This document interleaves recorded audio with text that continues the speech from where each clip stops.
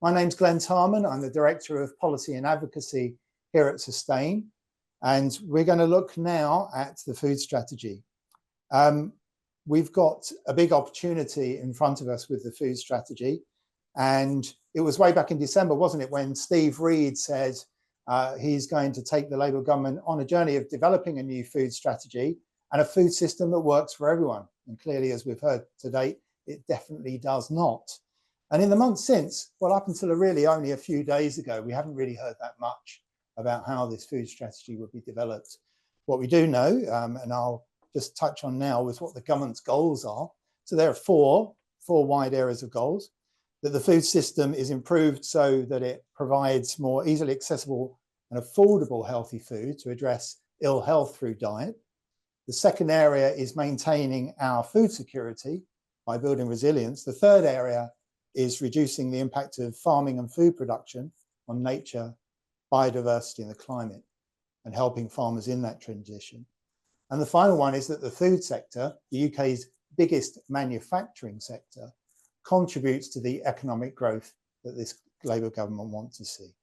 So as Sustain, as a wider movement, as public interest groups prepare to feed into that food strategy, I'm delighted to be joined now by two leading voices around the food system we want. Anna Taylor, Executive Director of the Food Foundation, and Baroness Walmsley, Joan Walmsley, Chair of the House of Lords Committee on Food, Diet and Obesity. Joan, Anna, you're very welcome. It's great to see you there. Hello, everyone. Hi, everyone. Thanks, Glen. That's great. Just to let everybody know how we're going to run this session, I'm going to offer some questions to our panelists, and then we're going to go to some Q&A. We will leave time for that. So please, at the bottom of your Zoom screens, use that facility there and drop your questions in, and we'll pick some out. And if we don't get to some of them, we will try our best in our post-conference pack to send out answers for you. My colleague Roshni would join us to pose those questions at that time. But let's make a start. I wanted to start, both of you, by looking a little bit back at recent history to see if we can learn from it. We've heard a lot about the Dimbleby plan. Just starting with you, Anna, you were Chief Independent Advisor, weren't you, to Henry Dimbleby, and what emerged from that in terms of the 2021 National Food Strategy. I wondered if you had any reflections on what learning that process might give us now today. Yeah, sure. I mean, I think there's positive aspects. A lot of that work, I think, is being built on and taken forward into this new process with the new government. I think the big learning, one of the big learnings for me from that process was that the huge value in involving multiple people through all different sort of forms of conversation in the thinking behind the strategy development. And through Henry's leadership, I mean, we just did huge amounts of engagement and conversation and trying to find opportunities to challenge our thinking all the way through the process. And I think that resulted ultimately in a product which, while it didn't gain political traction at the time, and perhaps I'll come on to that as a brief area of lesson, but I think what it did do is it felt like it had a huge breadth of support, maybe not for every single recommendation, but a sense that this had been a kind of process that a lot of people had been part of and felt some ownership over. And I think that obviously proceeded then when Henry published Ravenous, because that then reached a kind of ginormous audience with the sort of central messages of the food strategy. So I think it's on those shoulders, if you like, that this process goes forward. And I think that's a huge opportunity and strength, and should give the government a lot of confidence that there's this body of support for the things that were in that strategy, which cuts into all kinds of stakeholder groups in all corners of the UK. Well, the big learning, of course, is that it came at a time where there was no political champion for it. And FFCC reminded us this week that in 2010, Gordon Brown announced his 25-year food and farming plan, which was subsequently followed by an election which Labour lost. And then Henry's, the National Food Strategy came out at a time when the country and the government were in turmoil on multiple fronts. And it as a result, didn't have that political champion.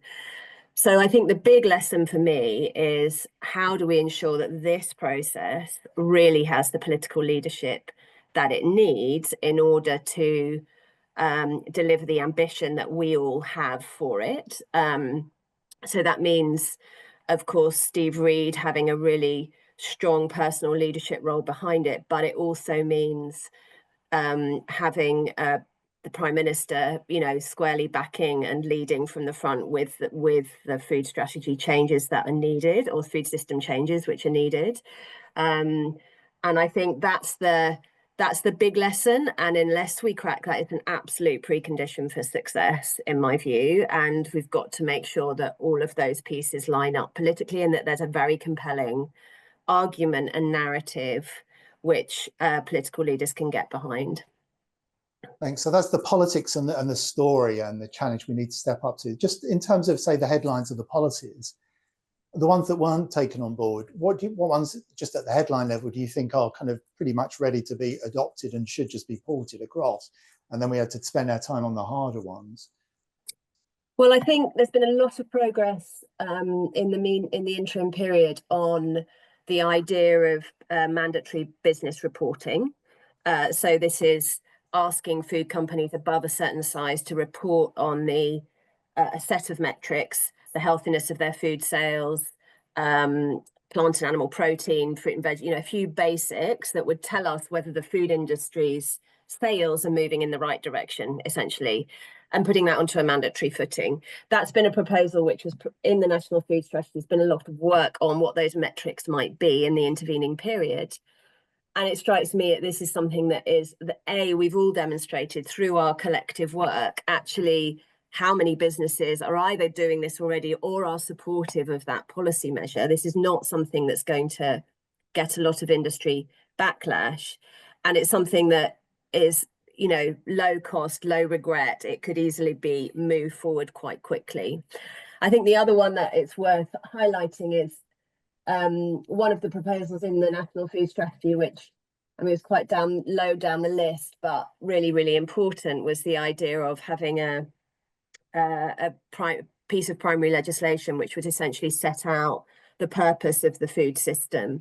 It might allow you to then put mandatory reporting in that, but essentially that legislation would be about setting our expectations of the food system and creating a formal mechanism by which progress could be tracked and scrutinised by Parliament, and the right policies then aligned under that ambition. And I think that probably, in my view, climbs the list at this point, because it seems to me that we have a moment in time where that could be achievable. And it would avoid some of this political buffering that we've seen in the last few decades, with this issue being on and off the political agenda, because it gives us a long-term time frame and a legislative instrument. But also, even from a business perspective, businesses are basically saying repeatedly, if you want investment, then you need to create certainty. And this starts to set out, well, these are the ambitions of the system in the long run. This is the direction we're going in. And it allows businesses to align behind that as well. Great. We certainly might unpack that a little bit more. Joan, I want to come to you now. We've heard about this politics challenge. Is there anything that you want to add around that political barriers to change before we come perhaps to your report and what you were trying to get at there? Yes, I think governments have failed in the past, partly because they haven't been bold enough, and the strategies have not been coordinated enough. And Anna suggested that needs to be done just now, and I endorse everything that she had to say just now. And my committee decided that the best thing we could do initially is to have a look at what's been done previously by governments and see if there's an analysis of which of those policies worked and which didn't, and if they didn't, why hadn't they? And researchers excuse me, the researchers came up with 3 reasons why. One was that the policies had been piecemeal, and sometimes they hadn't even been implemented, and they certainly hadn't been monitored and followed up. The second one was that the targets had been voluntary. They hadn't been mandatory. People didn't have to follow them. And so they didn't succeed because people simply didn't do what the government was asking them to do. I mean, for example, the most recent target for reducing sugar by 20% actually resulted in a measly 3.5% because it was voluntary. There was no enforcement behind it. And the third thing was that probably for ideological reasons, a lot of the policies relied far too much on personal responsibility, on the consumer making, quote, the right choices. And the problem with that is that many people are simply not free to choose good, healthy food. Either they can't afford it, or they don't have time to cook it, or it's not available in their estate. All those reasons. And so we, in looking at what recommendations to make to the government, we tried not to fall into those traps. It was certainly a strong through line. And in terms of other recommendations, I know Sustain, we were very disappointed in the government's response to your report. But the windows opened up again with the food strategy process. Are there a couple of other key recommendations that you would highlight now about ones that should be moved forward? Well, I think one thing that's got very much worse, apart from general overweight and obesity, is the state of children's health and the foods available to children. And we took a laser focus on what should be done to improve children's diets, particularly right from the very beginning of life, when the child is a baby, because food preferences and taste preferences are laid down at a very early stage in life, and it's very difficult to change them once they're put in place. So I think that's one thing that's got very much worse that we really feel needs a very big focus. Thank you, Joan. I want to take us on to you, Anna, really, on this question and related to children, if you'd like, but the question of, if it's not about personal responsibility, I think more and more people understand it's the food industry that's driving what we eat, our food environments. What levers do we really have to change that? Well, I mean, I think the big one, which, I mean, the challenge is for policymakers is at the moment, the easiest way to make money in the food system is to sell foods which are not very good for us. I mean, that's the sort of the hard reality of the commercial environment. And so policymakers have got to work out how they can change the regulatory incentive environment within the food industry to change that dynamic, create a different sort of level playing field that companies can then compete within. And so the big lever that we spent a huge amount of time on this in the National Food Strategy was the one on the tax on sugar and salt. This is taxing ingredients used by manufacturers to produce food, and those ingredients which we know are directly linked to poor health outcomes when they're eaten in too large quantities. And we've seen, I think when we look back, and Jane's report highlighted this very well, when we look back at those few policies which really have been successful, it was the Sugary Drinks Industry Levy, which has done, really the kind of poster child for this was a good policy process with good outcomes. And it would build very much on that predecessor, this kind of proposal. And of course, I mean, what the key thing when we ask the public about their views on the idea of taxing manufacturers or levy on manufacturers for these ingredients is that they say very clearly that's great and we support it, but we support it even more if you make sure that the revenue that's generated from any such tax is channeled straight back into protecting children's health.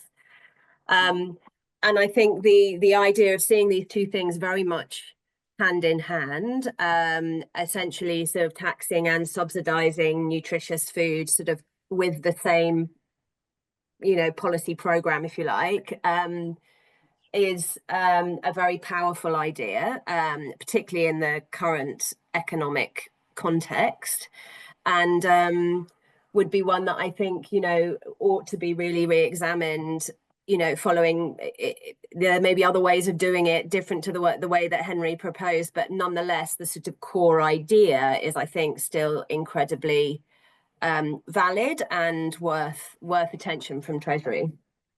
I think Anna's quite right there, because we actually looked at a piece of research that showed that the most effective thing you can do is to restrict bad food and subsidize good food. And going back to the soft drinks industry levy, the reason why it worked was because it was mandatory. It was the only policy really that was mandatory. So manufacturers had to pay the tax unless they reformulated. And of course, many of them did exactly that in order to avoid paying the tax. And really, that was the point of it.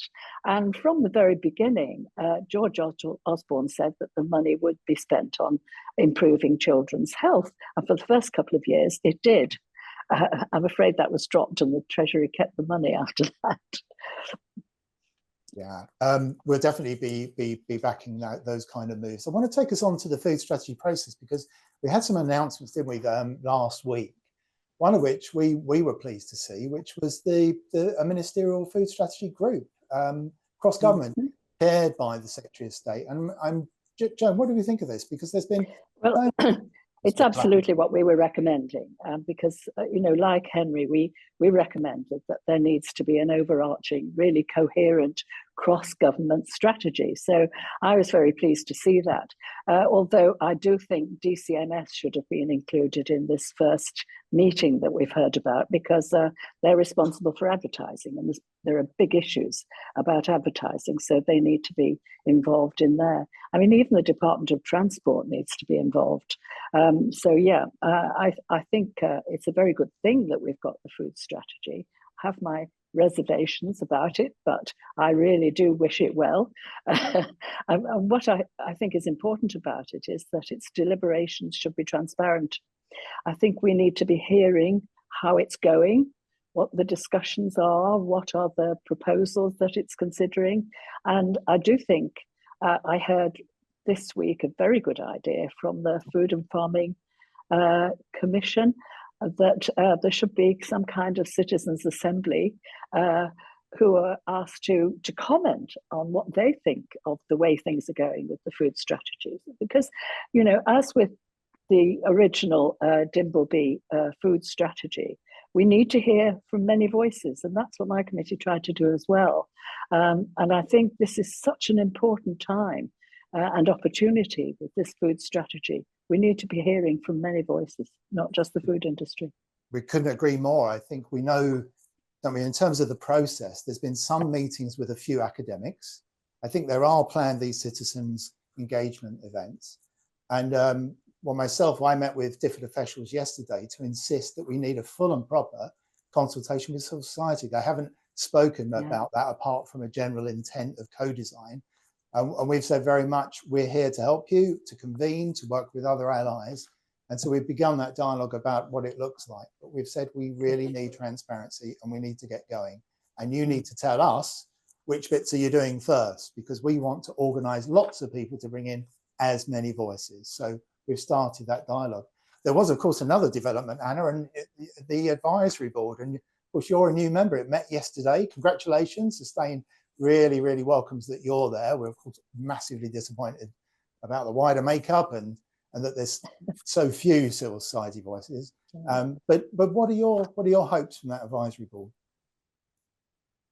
I mean, I think what I really hope is that,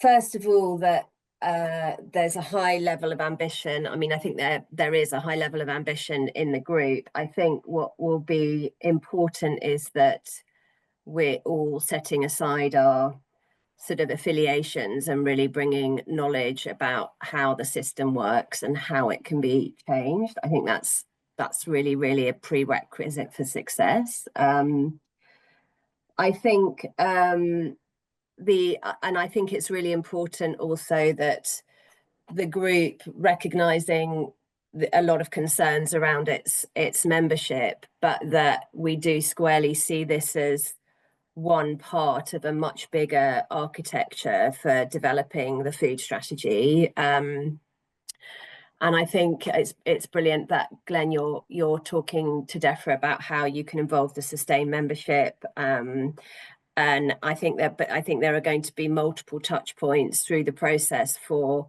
really broadening out that base of consultation and engagement in the development process. And of course, recognizing that the policy decisions are taken by ministers with DEFRA officials, and that is their job alongside that ministerial group to make those policy decisions. The advisory board is just that, it's advisory.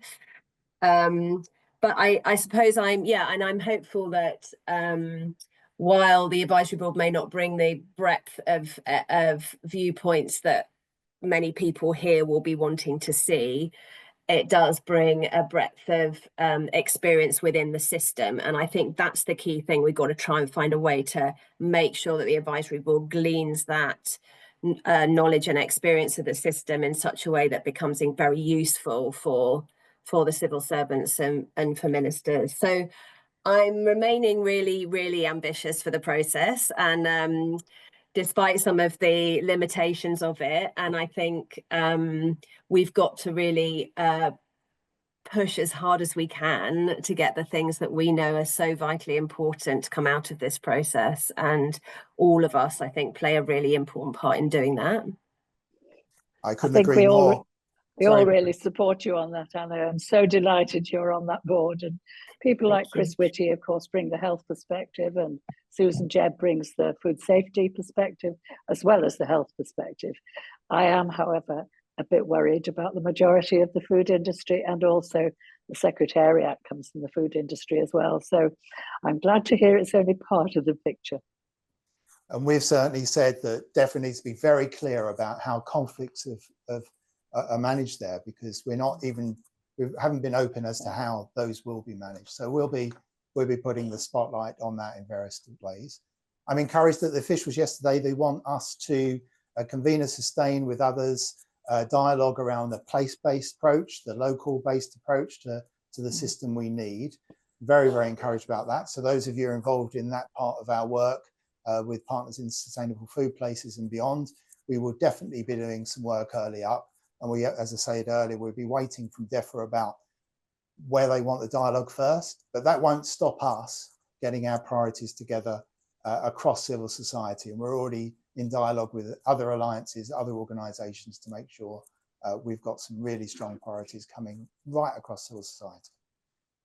Is there anything that you would say about this challenge Tim Lang said to us earlier about the local? He gave us quite a big challenge, didn't he, about making it work at community level, at regional level, at all levels, as well as national policy.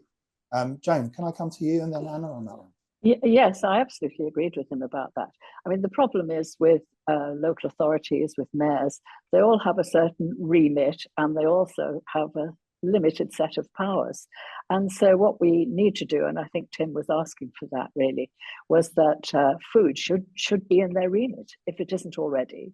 And in order to achieve improvement in their local area and the food offer, they may very well need additional powers. And I was pleased that through pressure, and I think Andrew Gwynn was quite effective in this, to get into the national planning framework an element of health and an improvement of the powers of local authorities to stop too many fast food outlets near schools and places where young people gather, because local authorities had been asking for stronger powers in that respect, and there's probably lots of other areas where they could do more. I do think that the Mayor of London has managed to do a whole lot of things, some of which could be done elsewhere. London's a special case, and I think, for example, they did have the money to initially to put the free school meals offer into place, and not everywhere can do that. But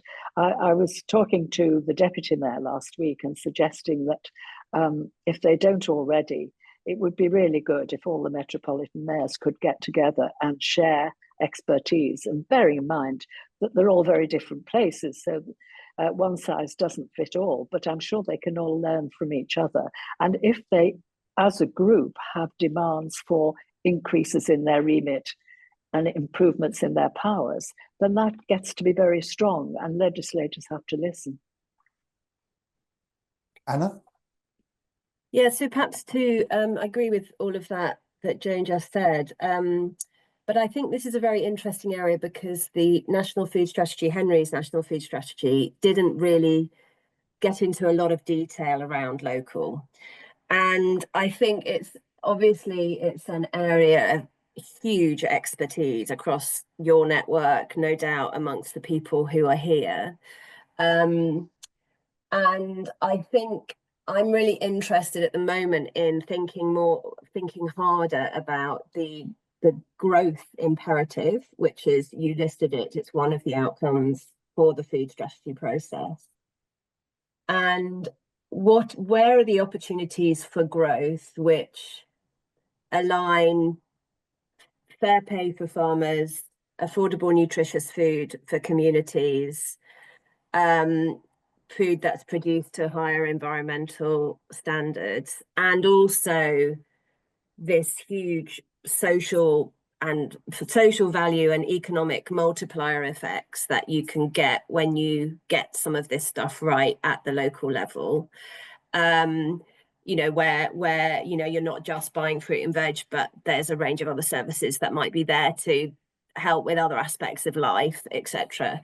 And what are the business models that need to be given space to breathe and need a policy enablers or policies which remove obstacles for some of those ideas which many in your network are doing so amazingly in different, you know, but often on quite small scale, that actually allow some of that growth to happen. And I think that's an area which I hope that the food strategy conversation will get into, because it seems to me the area where we can really align some of these outcomes in a very tangible way. And I hope that across the network we can have more of those great ideas sort of surface, and also some of those obstacles which people are facing surface, so that they can be kind of put up there as things that need to be sorted out.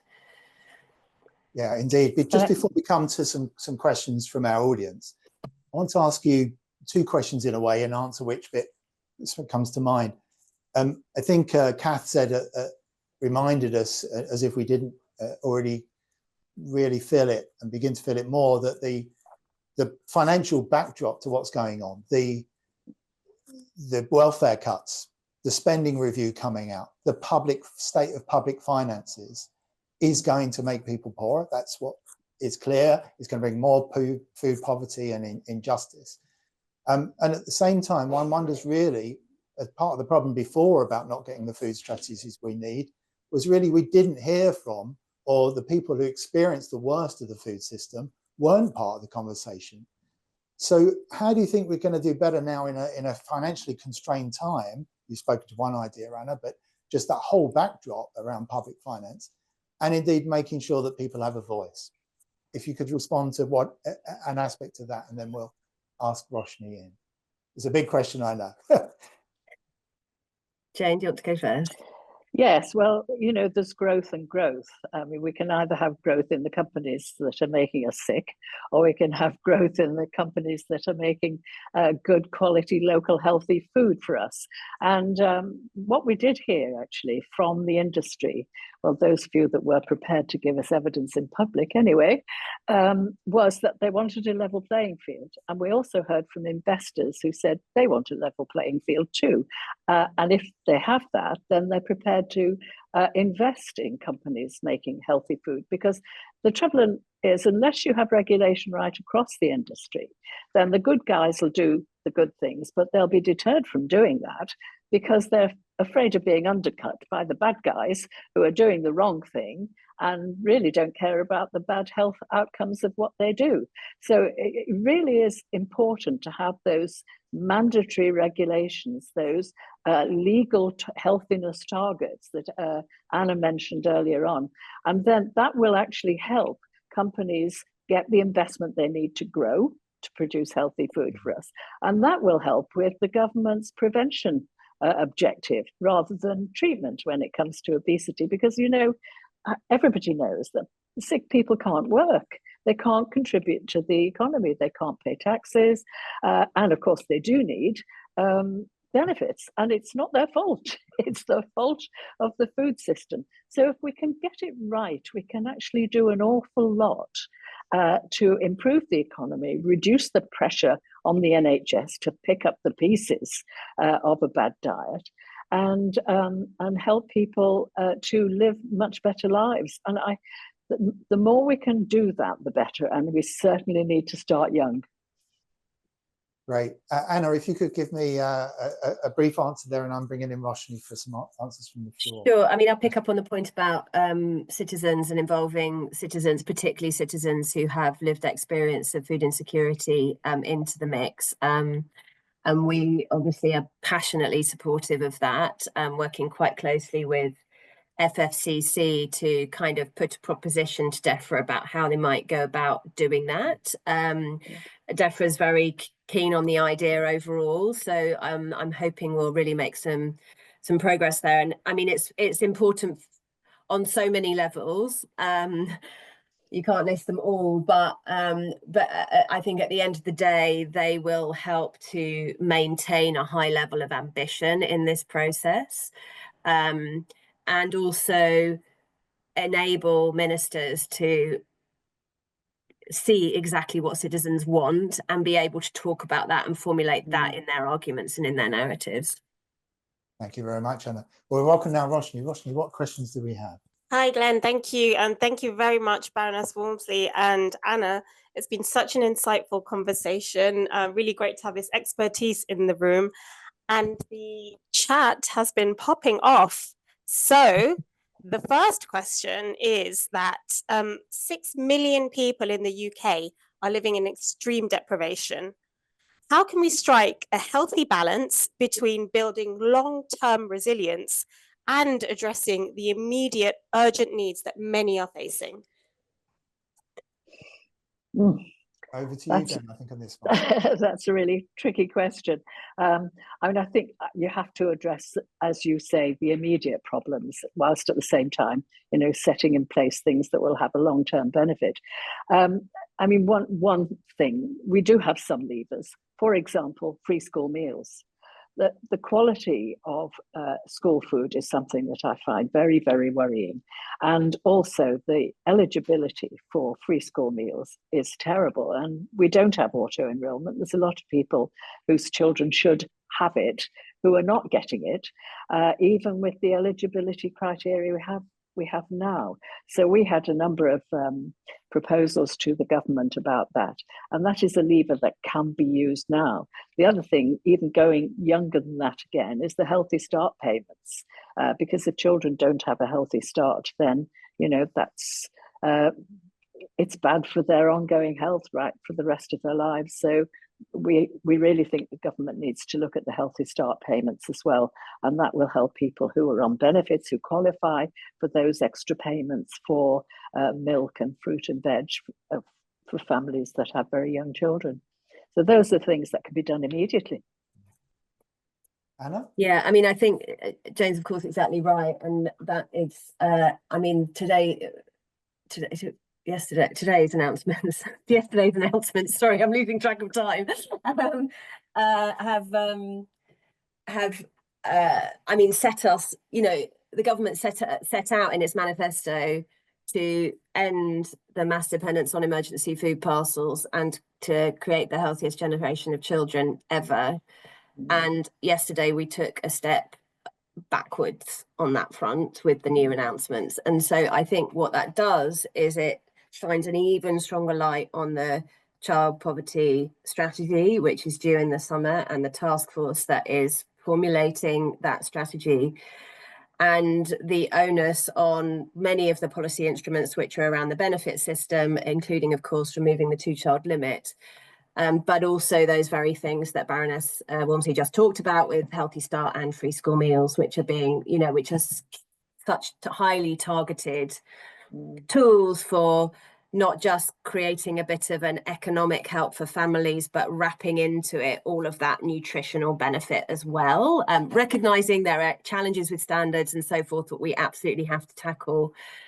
But one way or another, even a less good quality free school meal is probably better than a cheap packed lunch. And so we've got here some tools that, as Joan says, can be just used immediately, and obviously we're pushing very, very hard for the Child Poverty Task Force to make some recommendations on those 2 programs. On the broader question of resilience, I mean, I think the area which we're very focused on is around fruit and vegetables. I mean, the marker of dietary inequalities across the UK is the differential in fruit and veg consumption between people who have money and people who have little money. But our fruit and veg supply chains are very exposed to the volatility of the world in the UK, but also beyond climate shocks, but also the growing uncertainty that's happening outside the UK, because we import vast amounts of, 90% of our fruit and just under half of our vegetables. And so the thinking around the resilience of our supply chain and the extent to which we can actually grow more fruit and veg in the UK and create more resilience, and in turn reduce some of this food price inflation, which is inevitably going to result from climate shocks, and that some of that uncertainty has to be part of that story of building longer term resilience and ready access to affordable, nutritious food. Great, thank you both. Roshni. Yes, next question. Is there a risk that the government's focus on economic growth will be central to the new national food strategy in a way that decreases the focus on sustainability and health? And there's a second part to this question. So what can we do about the fact that DEFRA is leading on a strategy aiming to improve health and environment, but is also charged with representing the interests of the food sector within government? So I think we've touched on that before, haven't we? So, but let's unpack it a little bit more. Will this growth agenda trump the other outcomes? We've got these 4. Are they going to compete against each other? That's clearly a tension, isn't it? Yeah. But as I said, there's more than one kind of growth, and if only government can see the potential of the parts of the food industry that produce healthy food and take away any barriers from those companies and any risks like being undercut by companies that produce cheaper but less nourishing food, then that would really be a step in the right direction, because we could have the right kind of growth then. The difficulty is that the government's objective should be public health, whereas the food industry's legitimate objective is to make a profit. There's nothing wrong with that, but it depends how they make it. And the problem is, if they sell us rubbish food, it's the taxpayer that has to pay for the NHS to pick up the pieces, and also to pay benefits for people who, for reasons not of their making, can't work. So it's really a no-brainer. And actually, the costs of not intervening are very much less than the costs of intervening, I should say, are much less than the costs of not intervening in the food system. Anna. So I think the person who's asking the question here has really, put their finger on the big challenge of this process. I think if we can look at it another way, we could be in a situation where DEFRA was basically looking at the industrial strategy and going, right, how do we just grow the food industry so that we create more jobs, and stopping there. But they haven't. We're actually in a situation we should sort of recognize. We've got a situation where we've got a strategy which is attempting to deliver these objectives together and not one at the expense of another. it makes it really hard. And I think which is part of why I think we really need to surface the best ideas across our networks for where those growth opportunities are that Joan talked about, the right businesses to producing the right things, and where growth can happen, often in a way which is actually tackling some of these big regional disparities that we have, as well as producing nutritious food, etc., etc. But telling that story and being clear about where those opportunities are, I think is a really top priority for us all at the moment. It's a great question, and I think it's the one that we need to all collectively grapple with.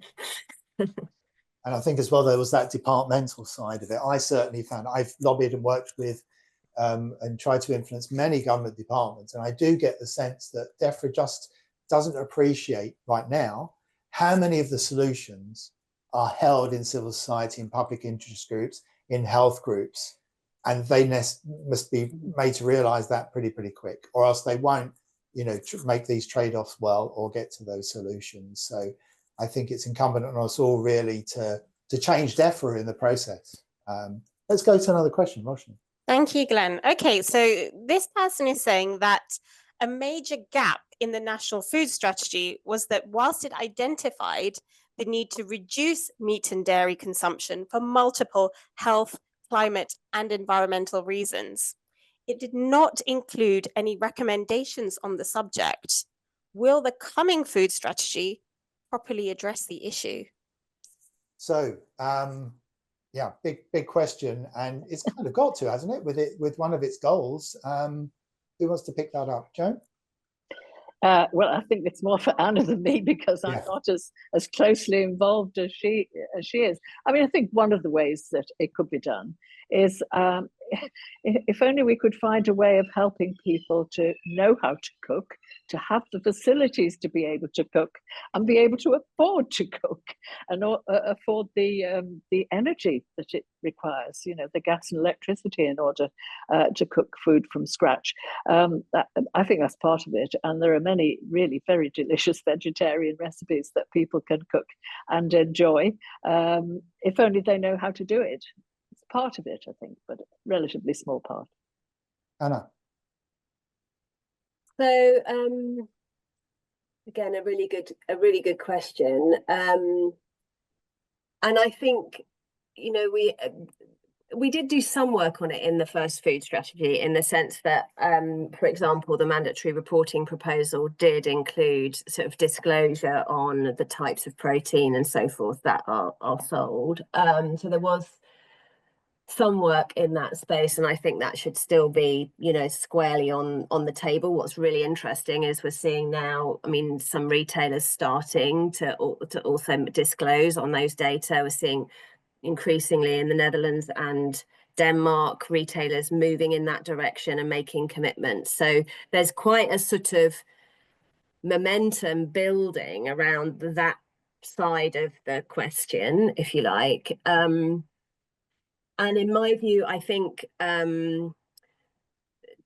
talking about the more plants side of this story is really the space where we can bring in a more diverse group in support of this sort of ambition, and talk about that from both a health and an environmental perspective, and look for the sort of areas where we can deliver multiple benefits. We're getting rather excited about beans and legumes and pulses at the moment as a way into substituting a bit of meat, but also bringing fiber and not bringing a lot of cost, and